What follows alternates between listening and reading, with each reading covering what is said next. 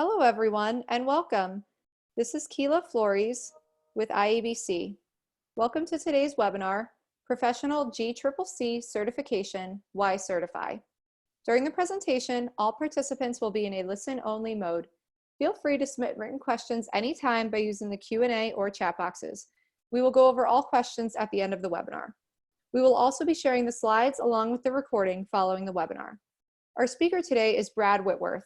Brad is an ABC SCMP and IABC Fellow and is Senior Internal Communication Manager with Hitachi Vantara. Before that, Brad led communication programs at HP, Cisco, PeopleSoft, Micro Focus, and AAA. He holds undergraduate degrees in journalism and speech from the University of Missouri and an MBA from Santa Clara University. Whitworth is a past chairman of the IABC's International Executive Board and a past president of 2 local chapters. He's one of the authors of the IABC Handbook of Organizational Communication. And now I'd like to turn it over to Brad. Keela, thank you very much, and welcome to everybody from around the world. I see numbers growing, and it's a delight to have you guys with us, whether it's early morning, late afternoon, evening, or maybe even tomorrow. Here in the States, it is Super Tuesday, so those of you who have not yet voted and are in a state where you're supposed to do that, get out there and vote. Today, we're really going to talk about certification and that sort of next step in professional development that could affect you. I will try to be able to answer questions toward the tail end of things. Do submit them if you have them as we go along. I also have the person who runs the GCCC online with us as well, Sarah Foudy, and she will be able to answer some of the more technical questions that I may not be able to. I'm vice chair of this council. The council is a subset of IABC, an initiative by IABC, closely tied, but there is no requirement, as had been in the past, for one to become an IABC member to take certification. The 2 programs are closely linked, and so a lot of what it is that you learn in IABC seminars and conferences and publications is directly relevant to what you would need to become certified. But we want to talk more about the why. And a lot of the why is, what does it mean to you? What does it mean to your bosses? What does it mean to the profession to become certified in communication? And I go back to, I've got a few letters hanging behind my name and probably could add a few more if I really wanted to throw them up there. But a lot of it is, why do we do this? What's in it for me? And I do remember back in about 4th grade, Mrs. Sinclair, my piano teacher, gave me a gold star after I'd mastered Mozart's Minuet in F major, which I have promptly forgotten and probably would not do well at a piano keyboard if I needed to. The reason I had to go for that probably was more to please mom and dad, more than anything else. They were both accomplished musicians and played well. So I had to I've got to make sure that mom and dad like this. At a certain point, that why do you do it becomes more of a why do I want to do it? I think we're also at a point where most of us have seen and read the book about the 3 boxes of life, where originally it was you learn and you master things and pass tests. You do, meaning you work, and then you enjoy. And we've learned that that little hypothesis of the way to run life doesn't really work out. It's really more about doing all 3 all the time. So I just was able to share with Keela and Sarah that last night was my last night of one of my wine studies classes that I'm taking. I live in Northern California's wine country. And I managed to pull off an A in a class about Northern Sonoma County wineries in the AVAs like Rockpile and Dry Creek Valley. So the reason is, who am I doing that for? And it's not for a boss, it's not for a recruiter, it's really for myself. So there are many reasons why one might want to get certified in communications, and we're going to explore that and talk a little bit about it, talk a little bit about the process that's involved in doing so, and maybe have you explore the why it is. We're also going to put you through the test. We're going to see if you're ready. We actually have some sample questions, and we're going to see how you do on those, just to give you a little bit of a flavor of what's involved in GCCC. Again, if you do have questions as we go along, please let us know. But the real question about why certify, I think the answer is simply to stand out. When you are certified, it can help build value for you, for your organization, and that value builds influence. And influence can help get results in an organization. So there are some real intrinsic ways to be able to measure the value of communications. There's some research that's been done by the Career Data Labs group, not specifically about communications, but just about certification in general, that says that if you are certified, recruiters out there are going to be 3 times more likely to put you into that short list for applicants if you're certified. So the other part is, if you're thinking about certification for yourself, or if you're a manager, you may want to think about certifying your team. It also demonstrates to your senior leadership, if you're in a large organization, that not only you as a leader, but your entire team is highly trained, you're credentialed, and you're really prepared to support key business strategies and initiatives. So there is a signal that this sends out to recruiters and even to senior leaders. If you want to be promoted, the statistics show that certification really provides you a competitive advantage and expands your opportunities. People who are certified, more than 50% of them get some sort of a promotion within 6 months of getting a certification. So maybe that next step, or the little thing that'll give you a little bit of an advantage to move up in the organization, is tackling something like certification. And another reason to think about, data shows that certified professionals get raises more often than their non-certified peers. So again, I think if you just sort of think about it in terms of competitiveness, if everything else is equal between you and a coworker, or you and another candidate for a job, and one person has a certification and the other one doesn't, there might be a slight advantage to you by being certified. The other thing is, not that we're all in this for the money, but data shows that 18% more salary comes your way.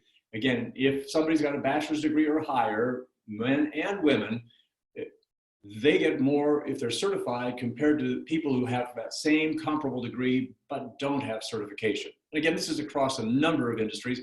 We don't have enough data yet to be able to say it's true for IABC people and GCCC certification, but we will be doing those studies as the numbers build and we get a little bit more data to be able to pull it off. But I think, just looking at some of the other industries and taking a lesson from them, benchmarking against them makes so much sense. One of the things that I think will set you apart and sets our program apart is that we're based upon global standards. We are the only communications certification that's developed to conform to this very, very rigorous International Organization for Standardization, the ISO 17024. There are ISO regulations and certifications given to organizations. In fact, many of your companies may be ISO certified, but a certification of a person falls under this 17024. It's a way of providing assurance that the certified person meets requirements of the entire certification scheme. So the ISO group has been coming in, looking at what it is that GCCC does, how our program's set up, how it's administered, how it's run. And we are the only one that's designed to meet those ISO certifications. We're in the process of wrapping up one certification by ISO of one of our 2 levels of certification. The other one will follow shortly on the heels thereof. No other communications organization can claim that about their certification programs. And I think that's one of those things that really sets us apart from everybody else. For many, many years, IABC has had I in its name, the International Association of Business Communicators, the idea of appealing to the global job market, to coming up with standards that apply not only in North America, but around the world based upon ISO standards, sets us apart and will set you apart from any of your peers. Now, the background behind certification is it's all set up to match the global standard for communication that IABC put together several years ago. It's 6 elements that every communications person should master. It was developed on a global basis. It's been checked out in different cultures and different languages and different parts of the world. The way we go about practicing communications is all around these 6 platforms, if you will. Performing ethically, following a communication strategy, doing analysis, providing context, engaging with the constituent audiences, providing consistency on communication. So everything that you're going to be going through on the certification side deals with the base platform of information contained in the global standards. That's also where IABC bases all of its education, its tools, its training, world conferences, all based around this set of platforms, the global standard, if you will. So let's dive into the program itself on the GCCC side of things and just get you a little bit of a sense of what's involved, how it's set up, what it takes to become certified. Right now, there are 2 certifications available, started with the Communication Management Professional, and that's for people who are established in their careers. It's not for somebody right out of school. You have to have a certain number of years, and we'll get to that in a minute. That's the base in getting started after you've been at it for a bit of time. Then at a certain point, you may want to think about the Strategic Communication Management Professional. So from CMP, add an S to the front end, and that's people who are really in that position and have had enough experience to provide not only the tactical implementation, but that strategic counsel and advice to the senior leaders in an organization. So what does it take to get either one of these things? We'll sort of do a side-by-side comparison of how the things line up, and then we'll dive in a little bit deeper on this. So the application requirements to be able to sit for the exam on the CMP side of things, sort of 2 routes to follow. One is 8 years of experience and 40 hours of training, and we'll come back and talk about training in a minute. Or it could be 6 years of experience, 2 years of education, and 40 hours of training. Now, the education doesn't need to be in the field of communication, but training does need to be in communication or a related discipline. We'll talk a bit about that. On the SCMP side of things, you can see the stakes are a little bit higher. We talked about being in a position to be able to provide strategic counsel. Well, it's 11 years of experience and then 20 hours of training, a little bit lower on the training side. And you'll see what we mean as we go through some of these steps. The training requirements, the 40 hours of training for the CMP that we talked about must have occurred within 2 years before submitting your application. And when you think about it, 40 hours may sound like an onerous number, but that's a week's worth of work, if you will. If you're doing an 8-hour day, 5 days a week, it means that you have been to seminars, you've been to training programs, you've taken a class of some sort. 40 hours is not that difficult to rack up. And then the SCMP side, it's a little bit less than that, it's about half. And there is one more thing that you'll need on the SCMP side, and we'll talk about that in a couple of slides. So what is training? So it could be anything from a class that you take at a business, an industry association, so going to a world conference, going to a regional seminar. It could be a college class that you're taking. It could be something that you take at a vocational school. So all of the skills-based training courses offered by businesses, and those again have to be in communications or a related field. It could be a webinar. It could be in-service, it could be self-paced classes. It could be all sorts of things done by your local IABC chapter. One of the things that I used was some social media training that was put on when I was at Cisco, by Cisco, and we got certification. That I was able to turn in as an example of the training that I had taken to stay current on the skill sets. It could be training companies. It does not have to necessarily be IABC that's offering these things. And university, academic, continuing education programs. So lots of ways to build up those hours that you would need that count as training, whether it's the 40 hours for the CMP or the 20 hours on the SCMP side of things. Now, I did have that little asterisk on the SCMP of the one additional requirement, and this is to, in a sense, show that you're meeting that requirement of providing strategic counsel to an organization. One way you can do that is to have you as a mentor, having a number of mentees, have a letter of recommendation from one of your mentees that says, you know, I received strategic communications counsel, here's this person who helped me in my career. Or if you don't have that, you could have an organization write about the pro bono work that you've done addressing a senior level communications contribution. So for example, if you're in an IABC local chapter or on a regional board, a letter from the president or the region director is absolutely acceptable to be able to meet this requirement of a letter of recommendation from someone in the business. So lots of ways you can go about doing the training, a lot of ways that you can go about getting that letter that you need to, and start thinking and making mental notes about oh yeah, I took that seminar and I attended that webinar. And you'll find out that it's needed for the application, but it's also a habit you want to get into because it's going to be required for recertification, which we'll talk about in a bit as well. Because that's one of the differences, I think, that sets our certification apart from the accreditation program that IABC and many other organizations used to run, where once you were accredited, it was a lifetime achievement and you didn't have to recertify.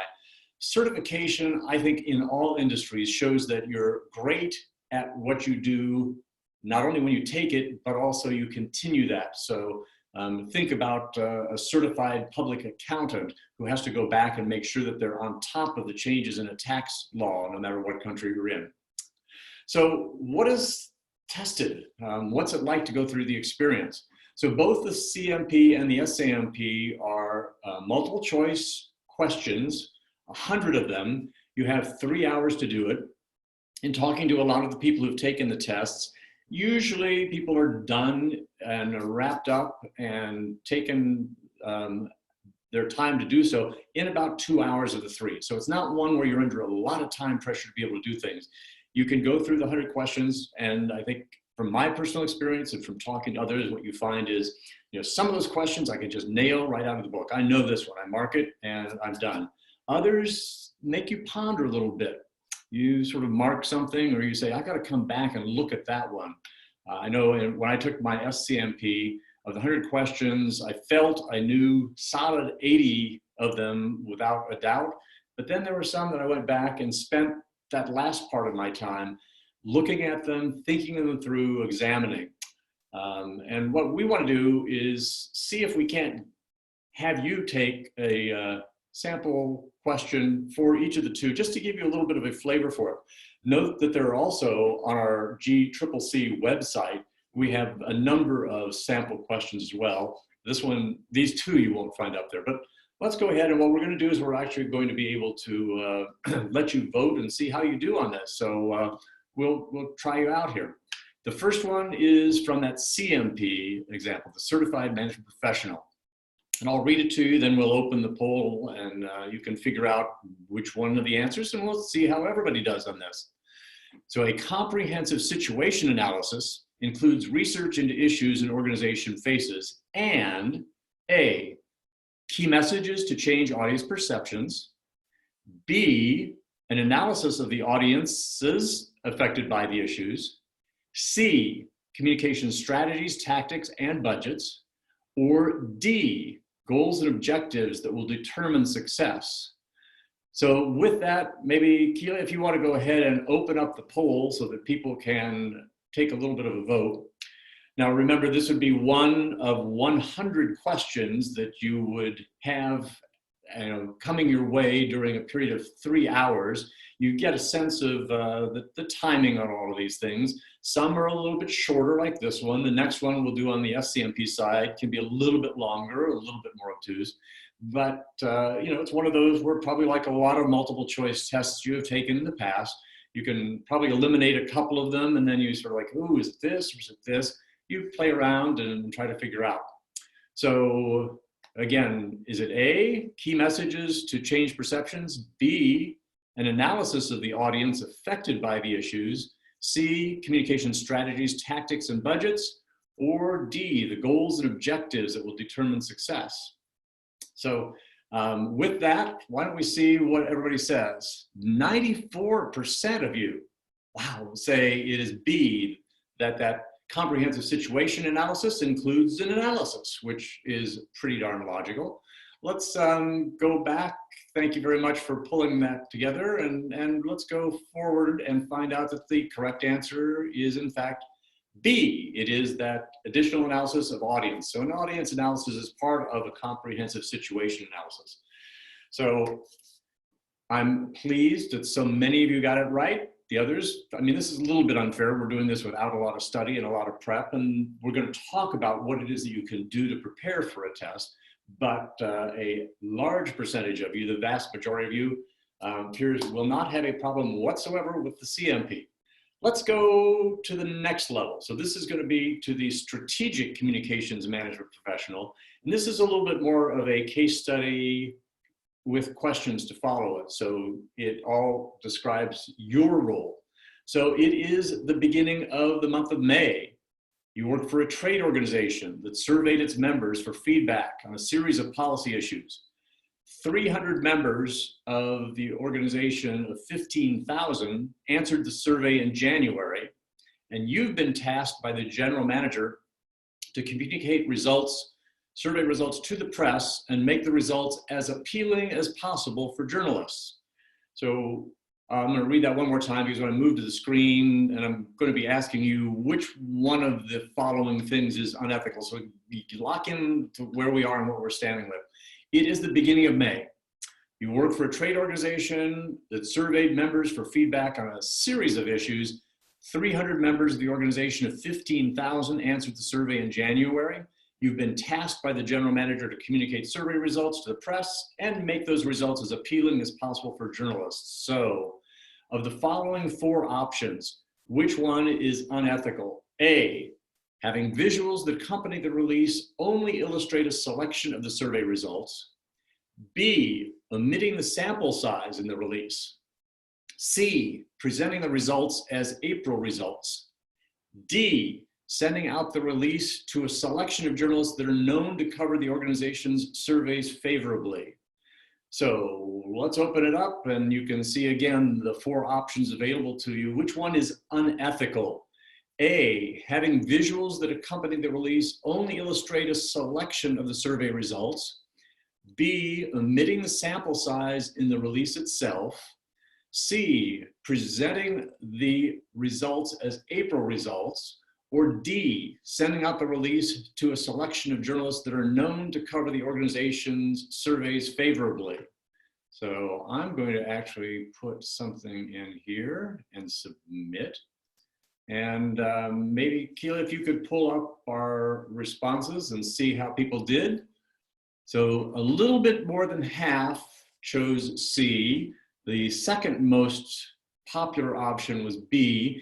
You can see just by the very nature of this question, it's a little bit more challenging perhaps than that first one where it was like, hey, an analysis includes an analysis. This one, it's what is unethical?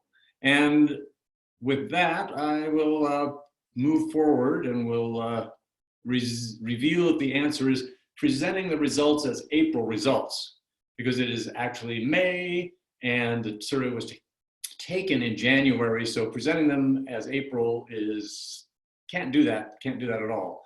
Omitting the sample size, one might question whether it's a good thing to do, a practice, but it's probably not unethical to release in less than total information any more than it is to illustrate just a selection of the results or choosing just a selection of journalists. But C, presenting the results as April results, is in that unethical category. So you now have at least a little bit of an example of what it takes to tackle a question on the CMP side of things. Also on the SCMP side of things, I would hope that you would, if you're seriously considering this, we do have more test questions that have been used in older exams that are available on the website. So, take this as your first little taste of what it is like to go, and then go and see how some others do. Now, I will also tell you that we now, having been at this program for a number of years, we know what sort of pass rates people are doing. And if there's some good news, CMPs, 2/3 of you will pass that very, very first time through. On the SCMP side of things, it's almost 90% pass on the first time through. So I think there's some encouraging news there. I think that the other part is that the more time you spend in prepping and thinking about this stuff, the more likely you are to be able to be in the positive part of things. I'm reminded a little bit, I mean, we all like to think that we're in the 2/3 as opposed to the 1/3 or the 90% instead of the 10%. One of my coworkers at one point said that half of the managers at our company were below average when it comes to their communication skills. And the audience just gasped when he made this remark at a big event. And then he said, no, think about it mathematically.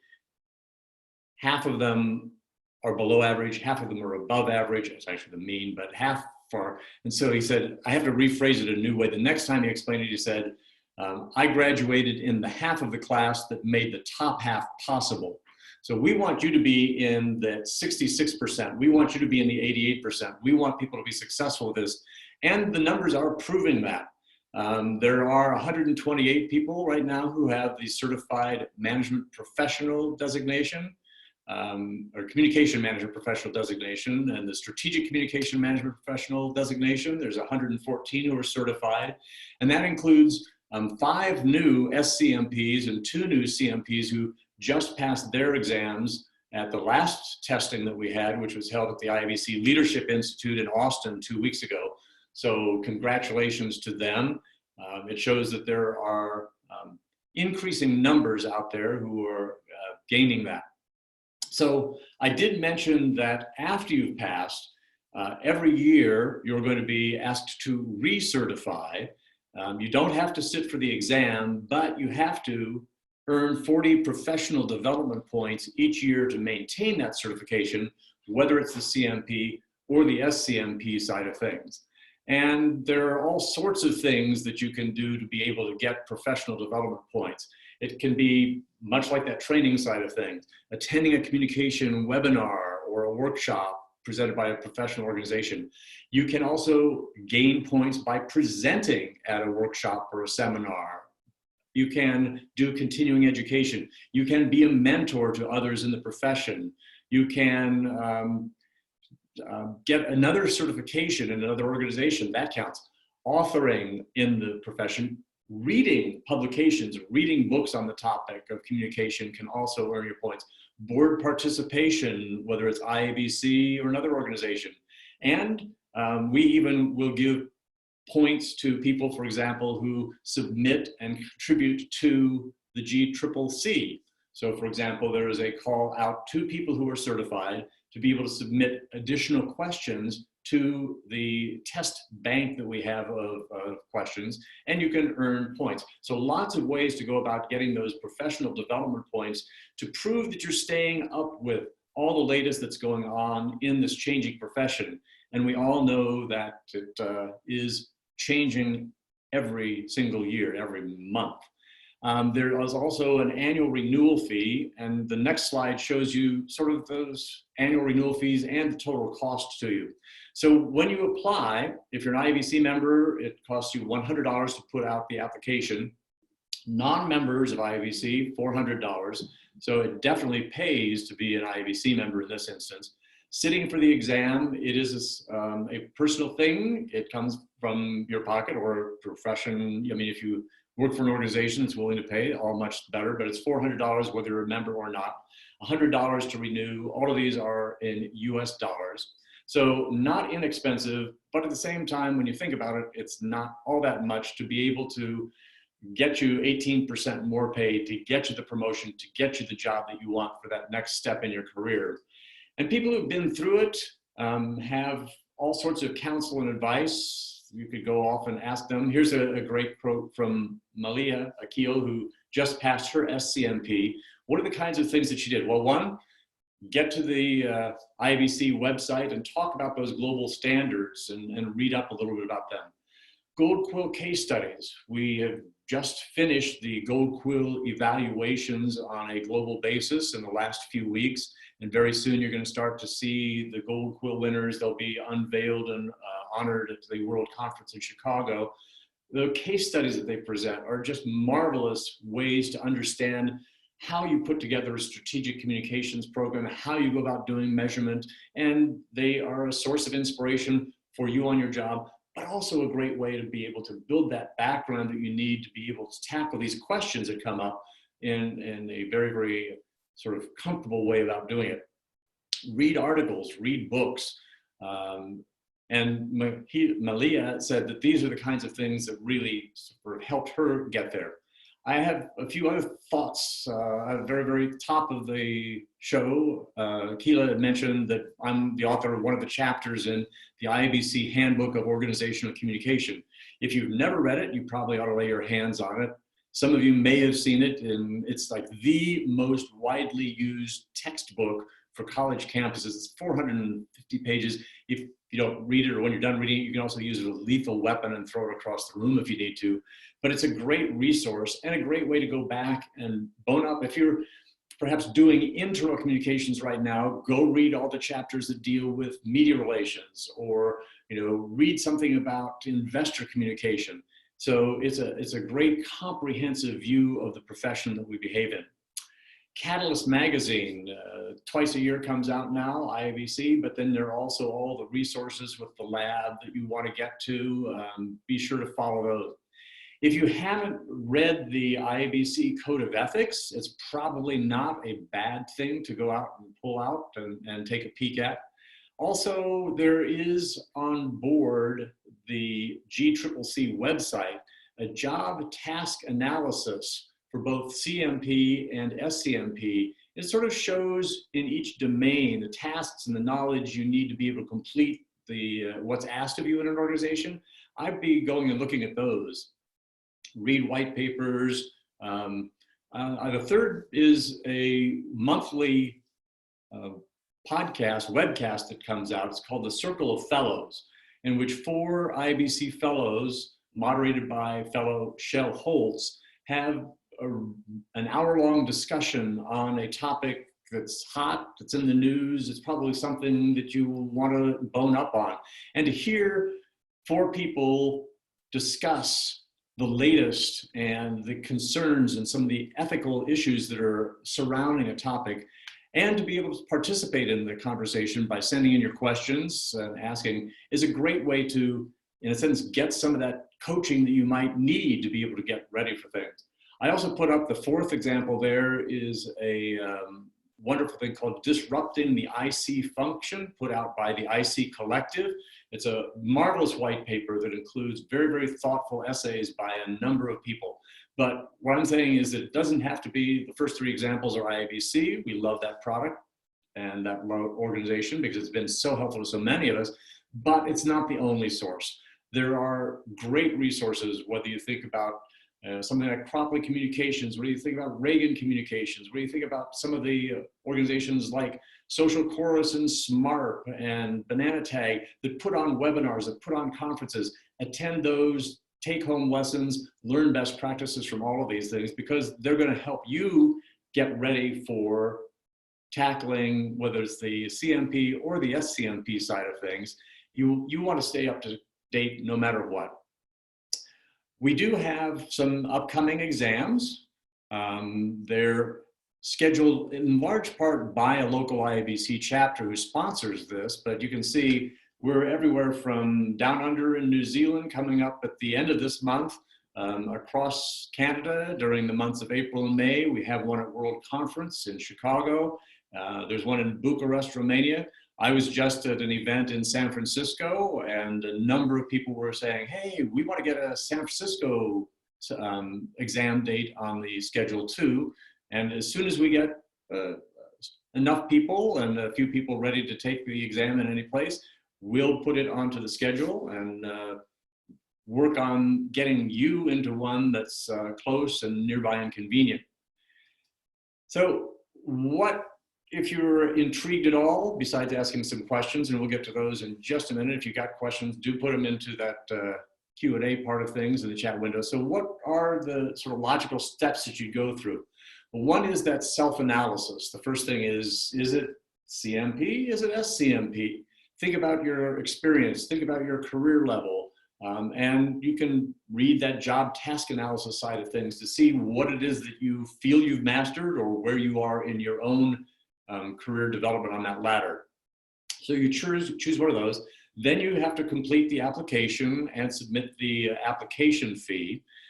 You would then spend a lot of time doing that resources page, the studying. I did mention the job task analysis. Read all you can. Sometimes what you also find is that a local chapter or a few buddies may want to do a study group of some sort, and you meet on a regular basis, whether it's in person or it could be a virtual group that gets together and just discusses topics. It's a way that you could take some of those practice exam questions together and be able to discuss and analyze and have a free-for-all on the why it is that this is the answer and what you've experienced. It's a great way to be able to build that camaraderie and maybe think things through. You don't have to go through this alone, but there's also nothing that requires you to go through this as a group either. So whatever path works best for you in your situation, you probably know right now whether or not you're the kind of person that benefits from group study or just going off and reading materials and prepping on your own. And people have done both paths. Sit for the appropriate exam. You saw the list. These things take place here, there, and elsewhere around the world at different times. And we can help line you up for one that's the closest to you and maybe even have it right in your own backyard. The other piece is this notion of it's not one and done. Just as we talked about those 3 boxes of life, it's not learning and then doing and then enjoying. It is all these things all at once. So we want you to recognize that you're part of this staying up with the latest that's going on throughout the communications profession, the learning the trends. Don't be left in the dust with your skill set.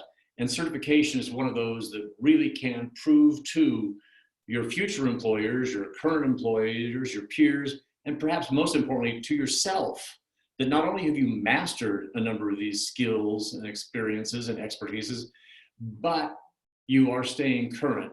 And you also, in the process of going through this, you can learn what it is that you want to do better at. I know one of the big things for me in taking the SCMP test and the CMP before it, I mentioned before, when I took it, there were like 18 questions that I wasn't comfortable. That helped me decide what kinds of sessions that I wanted to go to at a world conference, what kind of seminars that I wanted to sign up for. I didn't feel as if I had everything that I needed in that particular realm of my, professional skill set. So I wanted to go and bone up on those at my next professional development. So this is a great way for you to prove that you know some things, but also learn and explore what it is that you want to do as you move forward. So I think the fun part too is when you find out the results, you can feel as if you're on top of the world. You can go back and crow. One of the nicest things that just happened, one of the people who passed at the Leadership Institute in Austin was someone who used to be on my team when I was working at AAA in San Francisco. And Christy, who's probably not on the call because she's passed, sent this wonderful note to me saying, guess what, I passed, I feel great. She said, you know what, I remember when you were at AAA and you encouraged everyone on the team to go out, and at that time it was to become accredited. And we had a number of people who do it. Christy said, I wasn't ready. I didn't have the skills, I didn't have the background, and I had a lot of other things going on, whether it's professional development. I wasn't quite ready, but I heard you talk about the importance of doing this. And at the right time, I did it, and guess what? I'm certified. So if you choose to rush out and go to the website today and start looking at the GCCC website, looking at the questions, submitting your application tomorrow, I would love it. But the other part I would challenge you to do is think about this and say, you know, the perfect time for me to do this is this. Maybe you got to get the kids out of the way and get them off to college. Maybe it is you're already in some sort of professional development, a master's program, and you say, I just really can't do this on top of everything else. Maybe you're in the midst of a job change. But remember that one of the best things you can do for yourself is to look at certification, look at that next level of training, look at being able to prove to yourself in the world where things are and where things are going. So with that soliloquy out of the way, what I'd like to do is open things up to questions and answers from the crowd. And I know that some have come on while we've been talking, and I asked maybe Keela could join me and Sarah Fowdy can join me as well. Sarah is the master of the GCCC program. She runs the thing. She's the one who's dealt with everything from that ISO certification to the shepherding of questions and making sure that they test to be perfect and universal. So maybe we could get into the Q&A session. I'll answer some that I can and defer to Sarah on others. But Keela, what do we got coming in? I think I'm actually going to read the questions out. If that's okay, Brad. Great, thank you. One of our first questions is, does LinkedIn Learning / Linda count for training? And you're going to have to answer a lot of the questions that are coming to you too, because I'm thinking the answer would probably yes. You are correct. I get many training questions on a daily basis, and this is probably one of the more usual typical questions. As long as there is some sort of documentation that you completed the course, and the hours for training are calculated in clock hours. So you would have to determine how many hours you spent inside the training and doing the work within the training. The next question is, would attending sessions on communications at conferences like PBWC count towards training? I would again say yes. Probably yes. With documentation. Mm-hmm. Yeah, and I think that's a lot of it. I know that that's required when you're doing the application side of things. You have to be able to show hours. If there's some sort of a certificate that you receive electronically at the end of things, if you have the receipts, I mean, it's you know, keep records of what you're doing and going through. Okay, our next question is, what if you are a consultant leading executive communications but not a manager? You can take the exams, either one. Right, correct. It doesn't really matter what your title is or whether you're inside the organization or a consultant from the outside. This becomes just one of those credentials that's really powerful and sends a signal. Next question, does the IABC conference count for training? I think you covered that. Yes, it can, again, with documentation. Yeah. And then it also counts for the recertification. But then the other thing I didn't quite mention on the recertification is you need to develop 24 points, but you can't get all of them in one category. So you can't go to conference and say, well, I spoke and it's all I'm taken care of with one thing. You have to show in a different number of fields, from the reading to the writing to the attending. So we want to make sure that there's a little bit of breadth as you're recertifying. Yes, the recertification is measured in points. Mm-hmm. So there's a rubric on the GCCC website that you can follow to earn your points and classify your points. Mm-hmm. And there's a great question in here too about, can you write the exam electronically? And maybe you could explain a little bit about the logistics of taking the exam and what it's not filling in the little dots on a Scantron these days. Right. The exam itself, both of them are web-based, but you are required to be on site in order to have a proctor. A proctor is required to take the exam, even though it is a web-based exam. So you are sitting and using your computer and going onto the web and picking A, B, C, or D in all of these instances, and at a certain point you hit submit, right? Correct. And you also, as a result of that, get to find out relatively quickly how you did. Right, it depends. I give 30 days. I say I need 30 days to send you your exam results. Sometimes it's quicker. It's never been longer. Yeah, and I would also say in the past, I mean, when accreditation, a few other things, sometimes it could be weeks, if not months, before someone would pour over all of the essays and this, that, the other. The nice part about a multiple choice test is it's a little bit easier to grade. And there's a good question in here too about what is a passing score for either of the exams. So out of 100, how many do I have to get right to be able to get that passing mark? Well, currently we don't publish the passing scores because when the exams are evaluated and revised, the passing score could change depending on the changing of the questions. But right now the CMP passing score is 71 and SCMP is 72. Yeah, so that gives people a general sense of it. Right. I saw a question that I know how to answer, which is where can I find the IABC Handbook of Organizational Communication? And I would say just Google it and you'll find links to it. There's an electronic download version of things, and you can also order hard copy from your favorite online bookseller, Amazon, and other places. So, and you can probably find used copies of the book if you want to that may actually even have people's notes in them.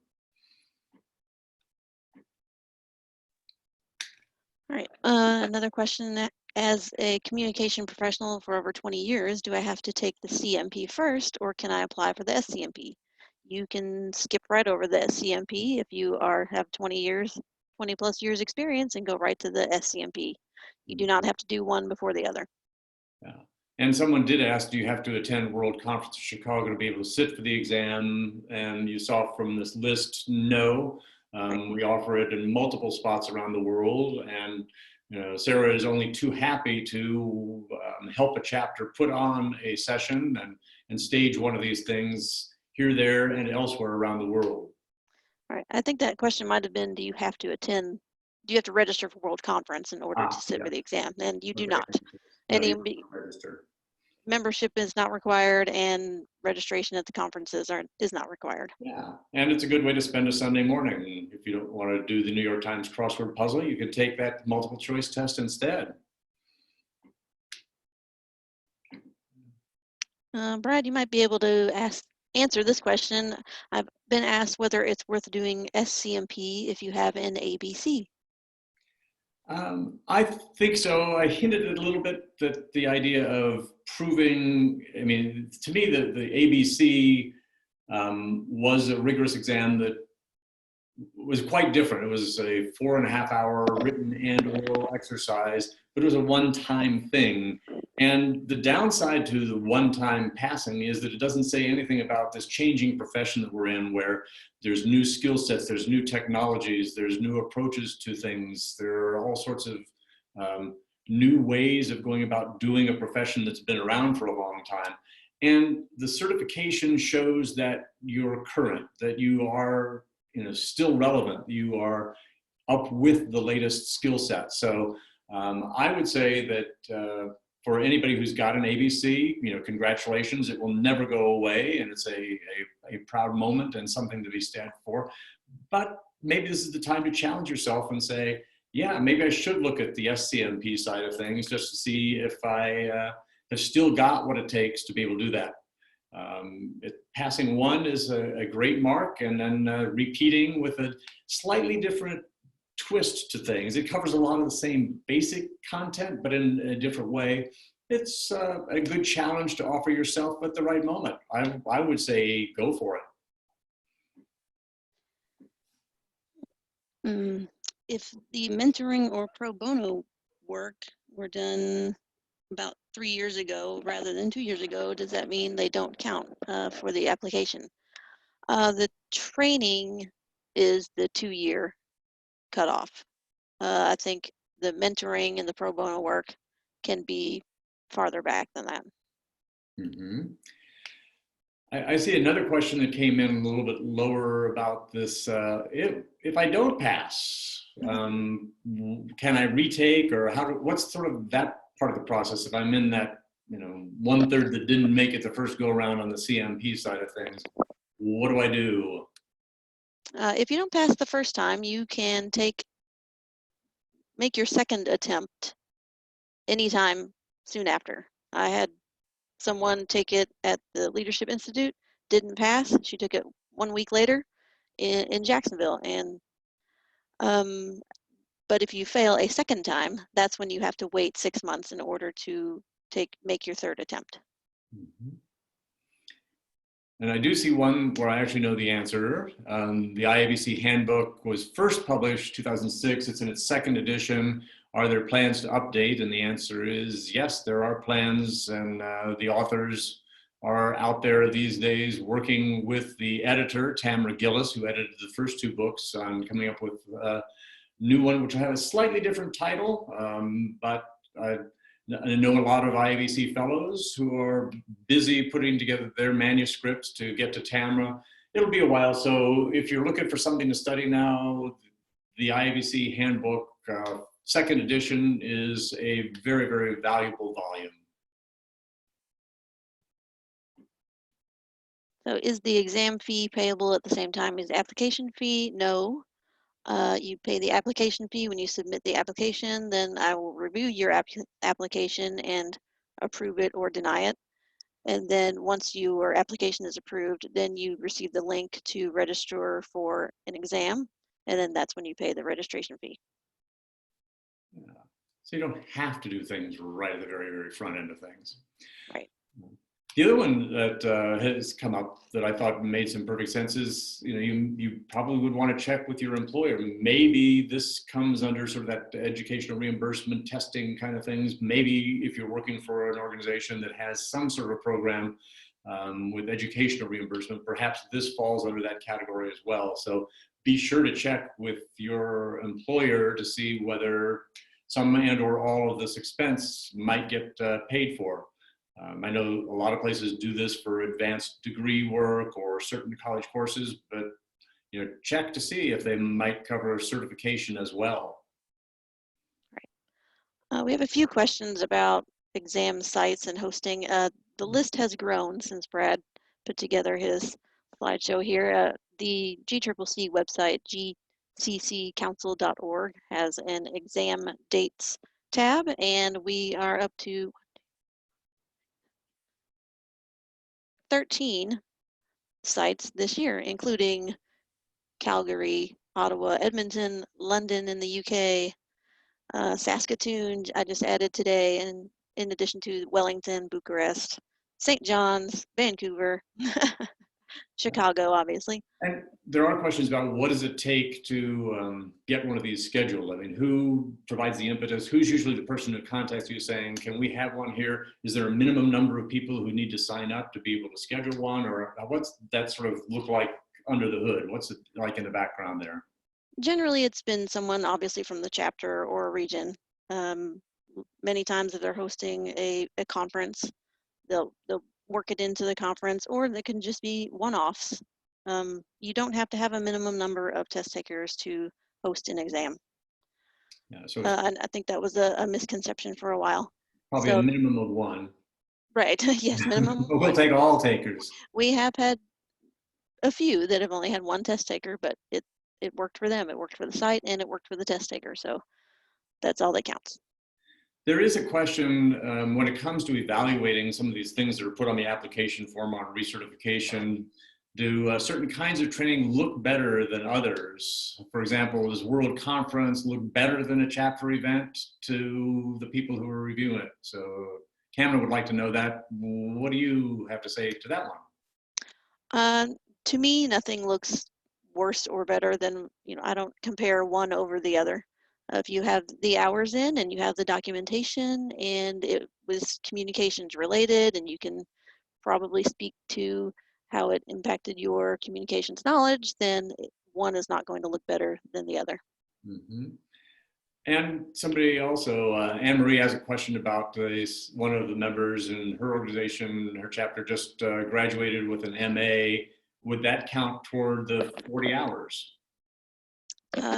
Yeah, a recent education. So within the past 2 years, if someone has worked on a master's degree or even a bachelor's degree, if that has occurred in the last 2 years, then that can also count as training.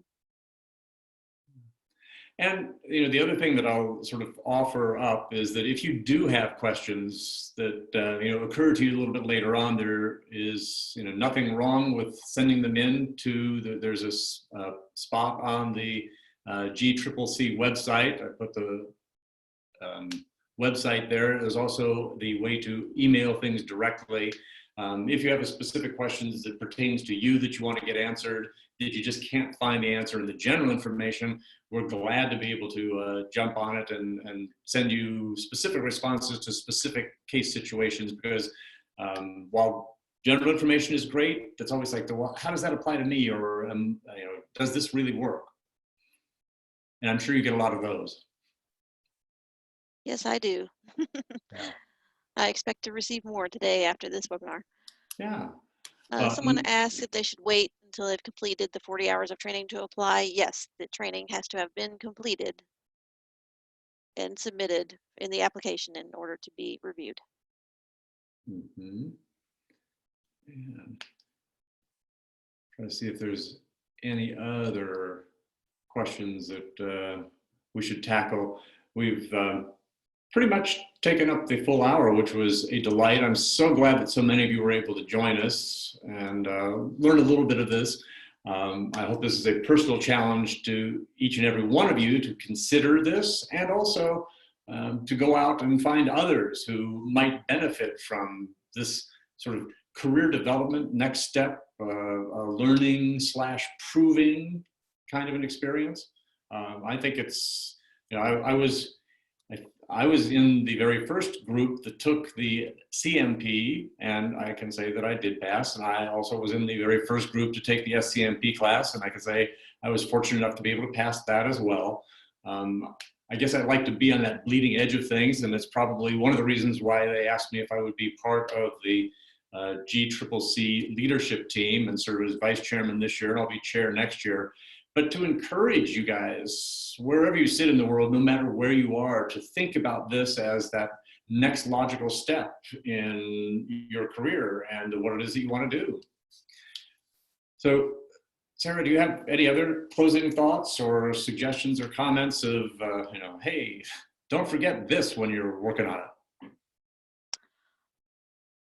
Just, you can always email me. I have 3 email inboxes that I manage. So my personal email, there's info@gcccouncil.org, or there's gccc@iabc.com. I will answer any questions you may have. Someone wanted me to remind people about exemptions from the application process if you already have an ABC. So if you're an ABC and you're applying to the SCMP, you fill out the informational portion of the application. You do not have to fill out the training experience or the reference letter. Wow. Yeah. That's a fast track. Yeah. So to all the ABCs who are in the audience and listening, or those who listen to the recording of this, and as you heard from Keela at the top, we will be providing a link to this recording. So if there's somebody you want to share this with, that'd be great. We'll also be sending you a copy of the slides as well, so you can go back and review what it is that Brad may have said on the 15th slide. Look at those test questions. Don't forget there are sample test questions as well on the website. So maybe with that, should turn things back to Keela to wrap things up completely for GCCC and IABC. Yes, thank you so much, Brad and Sarah, for this very informative webinar. If you do have questions, like Sarah said, please feel free to reach out. Thanks so much, everyone. Have a great day. Thank you. Thanks all.